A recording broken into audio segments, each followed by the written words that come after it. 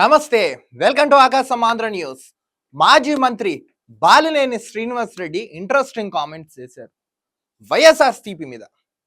యువజన శ్రామిక రైతు కాంగ్రెస్ పార్టీ 2019 ఎన్నికల్లో అధికారం చేజిక్కించుకుని 5 ఏళ్ల పాటు సుదీర్ఘంగా ఆంధ్ర రాష్ట్రాన్ని పరిపాలించి మొన్న 2024 సార్వత్రిక సాధారణ అసెంబ్లీ ఎన్నికల్లో చిత్తుగా ఓడిపోయి 11 సీట్లకు పరిమితం అయిపోయింది. ఆ విషయం అందరికీ తెలిసిందే. ఈ క్రమంలో అప్పటి నుంచి ఈయనని దూరం పెడుతున్నారని బాలినేని శ్రీనివాస్ రెడ్డి చాలా అంటే చాలా ఆరోపిస్తున్నాడు, బాధపడుతున్నాడు, విమర్శిస్తున్నాడు. అసలు ఈయన ఎందుకు దూరం పెడుతున్నావు? మొన్న జరిగిన ఈవీఎంస్ లో కూడా ఏదో స్కామ్ ఉందని నేను క్లియర్ కట్గా కూడా బట్టబయలు చేసినా కూడా వీళ్ళు చూసి చూడనట్టు నా దగ్గర వ్యవహరిస్తున్నారని ఆయన ఆవేదన వ్యక్తం చేస్తున్నారు. నేను ప్రజల తరపున ఉంటాను, ప్రజల తరపున పోరాడతాను, ప్రజా నాయకుడిగా ఉంటానని బాలినేని శ్రీనివాస్ రెడ్డి తెలుపుకుని వస్తున్నారు. తనని ఎప్పుడు నేను పార్టీని కానీ వ్యక్తిని కానీ ఏ రోజు విమర్శించలేదు. నేను ప్రజల తరపున పోరాడుతున్నా, ఈవీఎంలో కూడా ఏవో ట్యాంపరింగ్ జరిగింది, సో నేను కేసులో కూడా చేయించా, నా గోడు వినేవాళ్ళు వైసీపీలో ఎవరు లేరని బాలినేని శ్రీనివాస్ రెడ్డి చెప్పుకుని వస్తున్నారు. వైఎస్ఆర్సీపీ వాళ్ళు చూడండి, వాళ్ళ అధికారంలో ఉన్నప్పుడేమో ఎమ్మెల్యేలు ఎంపీలకు ఎవరికి అపాయింట్మెంట్స్ ఇవ్వలేదు, మంత్రులకు ఎవరికి ఇవ్వలేదు. ఓడిపోయిన తర్వాత కూడా ఈయన మాటకు విలువ ఇవ్వట్లేదంటే చూడండి వైసీపీ పార్టీ ఏమవుతున్నాం. వైఎస్ జగన్మోహన్ రెడ్డి గారు మీకు చెప్తాను, మీ తీరు మార్చుకోకపోతే మీరు ఒక్క స్థానానికి పరిమితం అయితే అయిపోతారు. మీరు అసలు మీ పార్టీ భవిష్యత్తులో ఉంటున్నా లేదా అని ఇదైతే గ్యారంటీగా నేనైతే చెప్పలేను.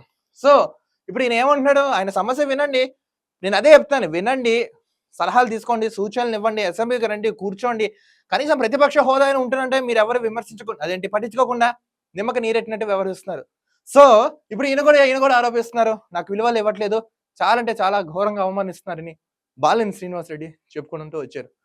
నెక్స్ట్ ఇలా గనక ఉంటే పార్టీకి సభ్యత్వాన్ని రాజీనామా కూడా చేసేస్తాను వార్తలు వస్తాయి.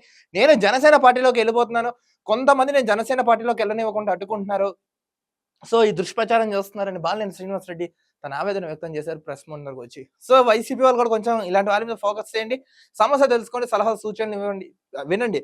అట్లీస్ట్ ఒక మనిషికి వినే తత్వం ఉండాలి. వైసీపీ వాళ్ళు వినకుండా మూర్ఖంగా పోతున్నారు. సో ఇది ఇంకా దెబ్బపడైతే ఛాన్స్ ఉంది మీకు. సో కొంచెం ఈయన బాధ ఏంటో వినండి. ఈయన మీకు కూడా చెప్తున్నాను, మీకు ఏమైనా ఉంటే సోషల్ మీడియా వేదికనే చెప్పండి, ఈ రోజు కాకపోయినా రేపైనా మీ సమస్య అయితే వింటారు. మొత్తానికి ఏంటంటే ఇంట్రెస్టింగ్ కామెంట్స్ చేశారు, ఈయన జనసేన పార్టీలోకి వెళ్ళిపోతారు, సో అందుకని వైసీపీ వాళ్ళని అడ్డుకున్నారు, ఈయనని విమర్శిస్తున్నారని ఈయన తెలుగుకొస్తున్నారు. కానీ ఎటువంటి ఇబ్బందులు లేవు, ఆరోపణలు లేవు అని క్లియర్గా ఈయన చెప్పుకుని వచ్చారు. నేను జనసేన పార్టీలోకి వెళ్ళను క్లియర్ గా ఈయన చెప్పుకుని వచ్చేస్తున్నారు. సో మొత్తానికి ఏంటంటే ఈయనకి వాల్యూ ఇవ్వట్లేదు, మాట పట్టించుకోవట్లేదు, ఆవేదన వ్యక్తం చేస్తున్నారు బాలినేని శ్రీనివాస్ రెడ్డి.